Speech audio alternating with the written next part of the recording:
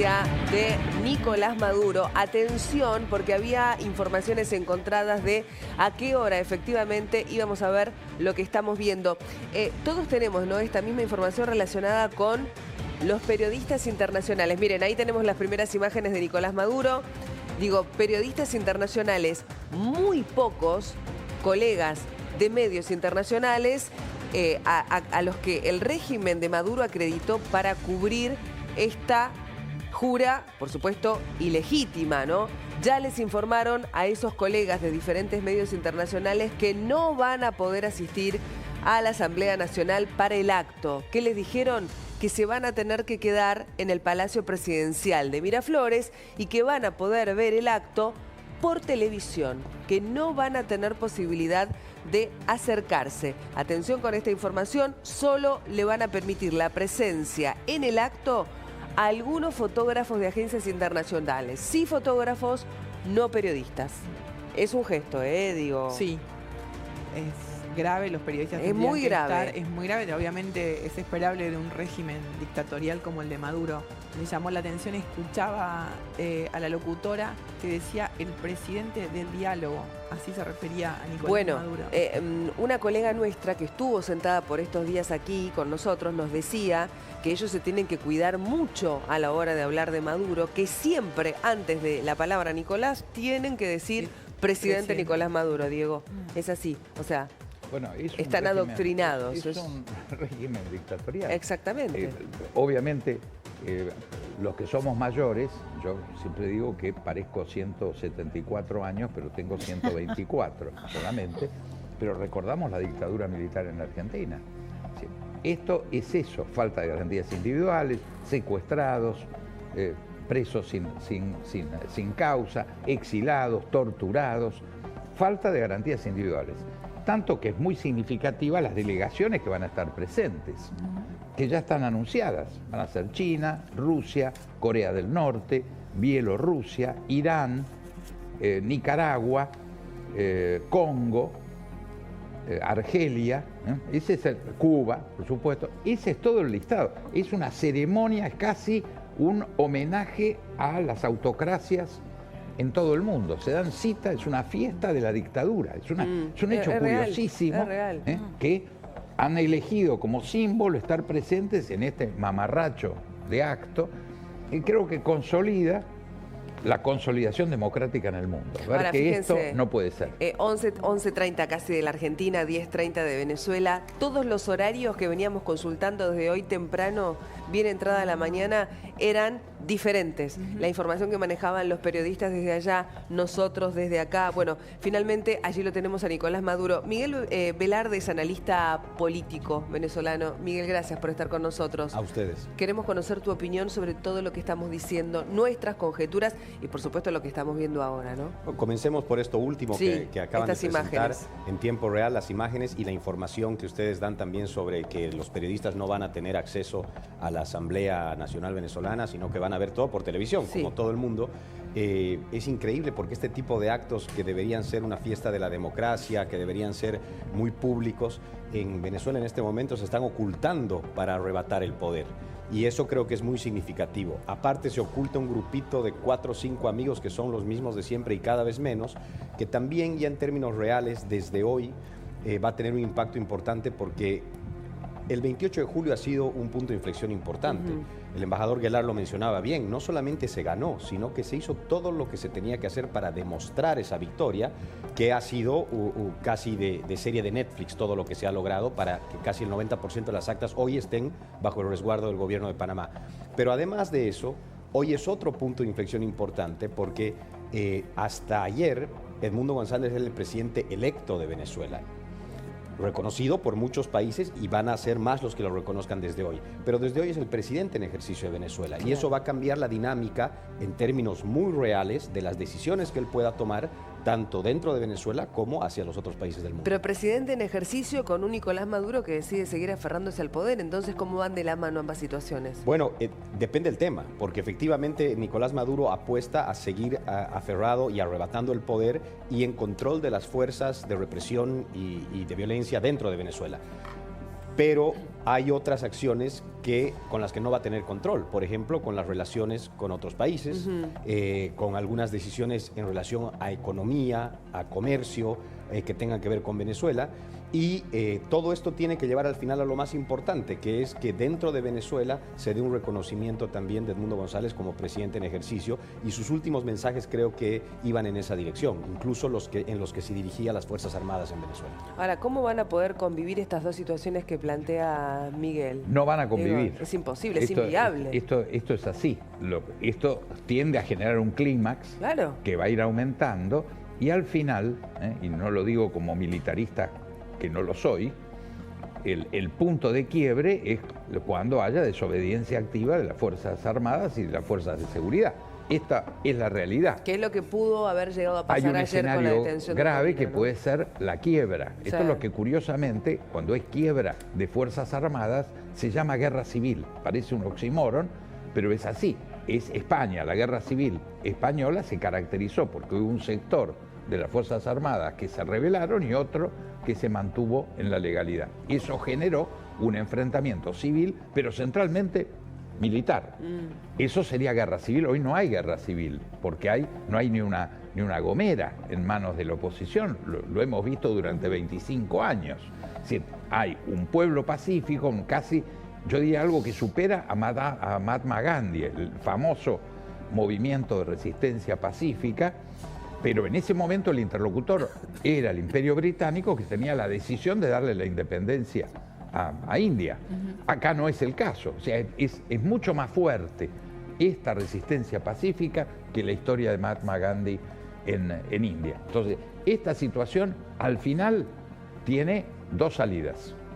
O el ejercicio reconocido del nuevo presidente como comandante en jefe de las Fuerzas Armadas y de Seguridad in totum, o que lo haga un sector.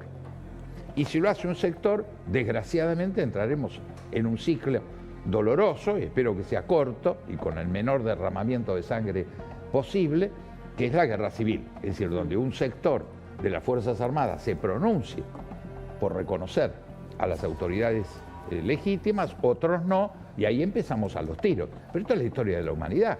En Siria, pasó hace 2 semanas, 3 semanas, había 50 años de dictadura, 7 grupos insurgentes armados de oposición que decidieron un día atacar todos juntos. Y ahí se terminó. En una semana liquidaron al régimen de padre e hijo que rigió durante 50 años. Aquí todavía no empezaron los tiros. Eso sin lugar a dudas. Espero que no, lo mejor sería que sea en bloque.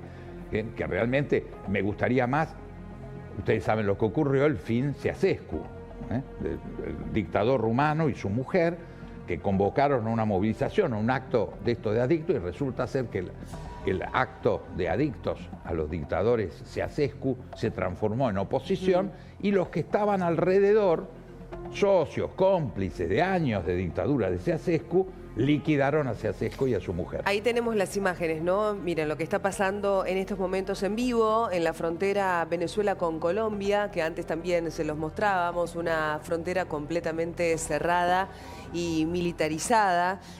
Un dictador, Nicolás Maduro, que intenta perpetrarse en el poder con una jura completamente ilegítima, con todo el apoyo de la cúpula militar. Y lo pongo entre signos de interrogación, Miguel, como analista político venezolano. ¿Cuenta con el apoyo de la cúpula militar o el mayor temor de Maduro es que esos militares se rebelen a último momento y desoyan sus órdenes? Por ahora cuenta solo con el apoyo de la cúpula militar, porque es importante ver también que cuando hablamos de militares o de Fuerzas Armadas venezolanas no son todos, son los que se están beneficiando y son lamentablemente hoy parte del régimen que llamamos en Venezuela.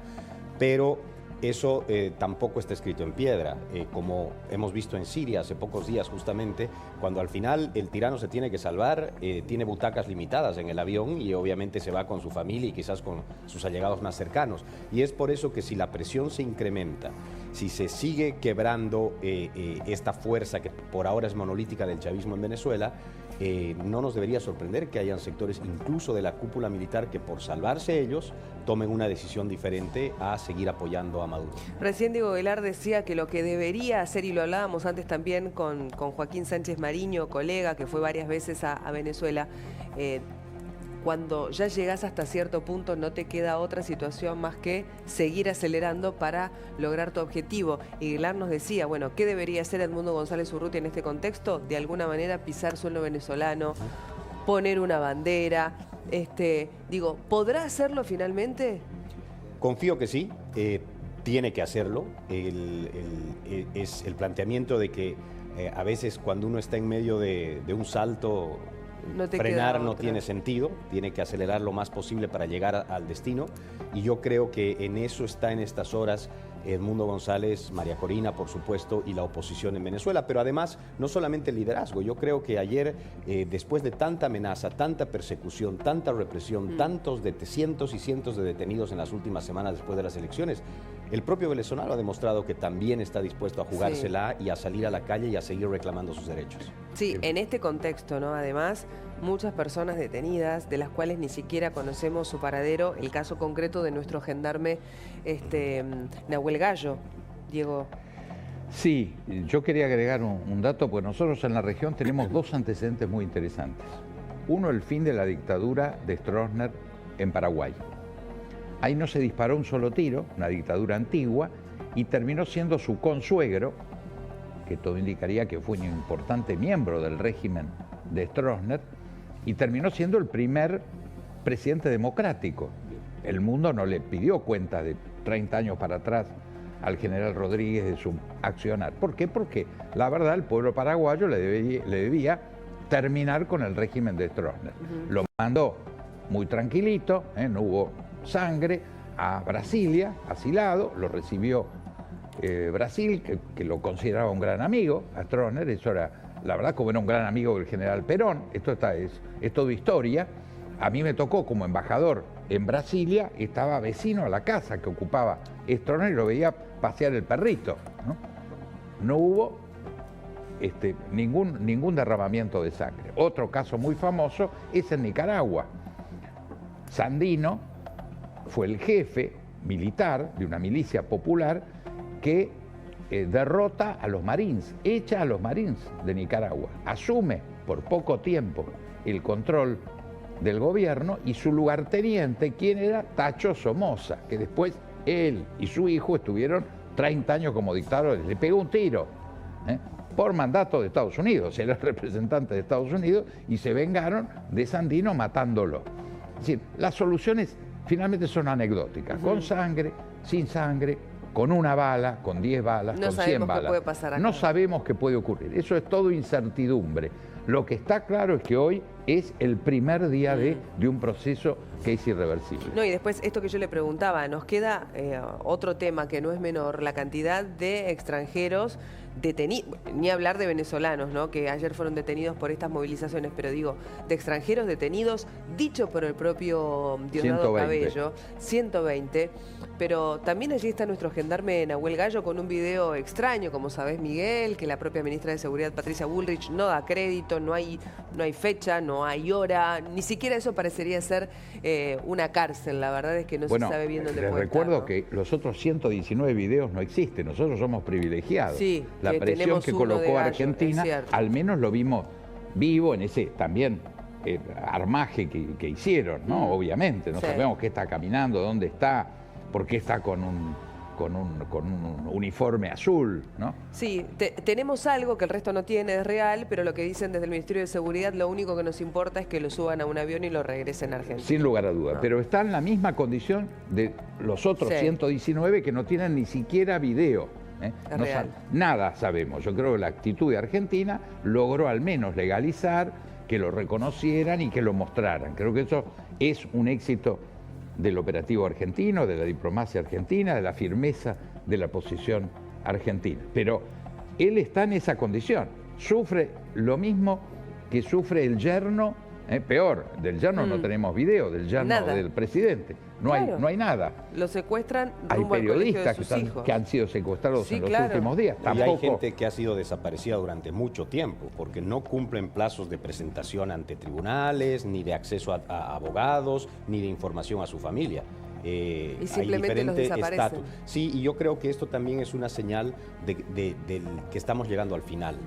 Son tantas las líneas que no se habían cruzado hasta ahora, no solo en Venezuela, sino en muchas otras dictaduras en la historia, que yo creo que es una señal yo no voy a decir su desesperación, pero sí de errores que están cometiendo que quizá en otro contexto no lo hubieran hecho.